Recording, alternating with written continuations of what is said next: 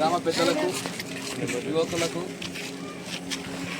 వివిధ పార్టీల అధ్యక్షులకు, యువజన సంఘ అధ్యక్షులకు, యువకులకు, గ్రామ ప్రజలకు అందరికీ నమస్కారాలు తెలియజేస్తూ, నేటికి సంవత్సరం క్రితం మన దేశం పైన పాకిస్తాన్ టెర్రరిస్టులు మన దేశంలో ఉన్నటువంటి పోల్గామా ప్రాంతంలో ఎంతో మంది అమాయకులని చంపి క్షణిక ఆనందాన్ని పొందినటువంటి దినం. అందులో మన దేశాన్ని రక్షించినటువంటి జవాన్లని కూడా కాబట్టి ఈ దినం నాడు మనకు చాలా విషాదకరమైనటువంటి దినము.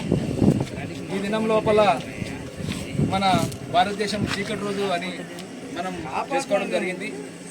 ఆ చీకటి రోజుని మనం స్మరణ చేసుకుంటూ ఆ జవాన్లకు కానీ ఆ సామాన్య జనాలకు కానీ వాళ్ళ ఆత్మకు శాంతి చేకూరాలి, వారి యొక్క తల్లిదండ్రుల యొక్క బాధలు కూడా పోయి వాళ్లకు మన దేశానికి అర్పించినటువంటి ప్రాణాలు అర్పించినటువంటి వాళ్లకు సంతాపంగా ఈ కార్యక్రమాన్ని నిర్వహిస్తున్నాం. కాబట్టి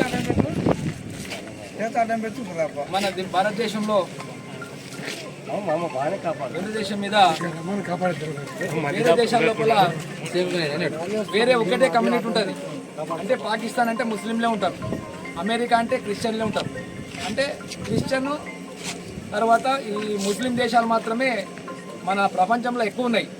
అన్ని కులాలు కలిసినటువంటి దేశం మనది, మన భారతదేశం. కాబట్టి ఈ భారతదేశం మీద వాళ్ళకందరూ కూడా చాలా ఈర్ష్య ఉంది.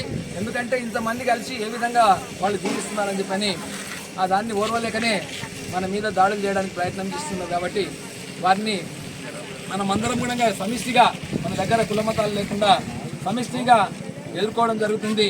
ప్రభుత్వం కూడా పటిష్టంగా ఎదుర్కొంటుంది. కాబట్టి వారికి కూడా ధన్యవాదాలు తెలియజేస్తున్నాం. అందరూ కూడా ఏదైనా మనకు విపత్తు వచ్చిందని చెప్పంటే అందరం కూడా కలిసి పార్టీలకు అతీతంగా మనం అందరం చేసుకొని ఇదే విధంగా మన గ్రామంలో కూడా ఏమైనా సమస్య ఉంటే అందరం కూడా సమిష్టిగా చేసుకున్నారని చెప్పని కోరుతూ ఈ అవకాశాన్ని ఇచ్చినటువంటి మీకు అందరూ కూడా ధన్యవాదాలు తెలియజేస్తున్నాం.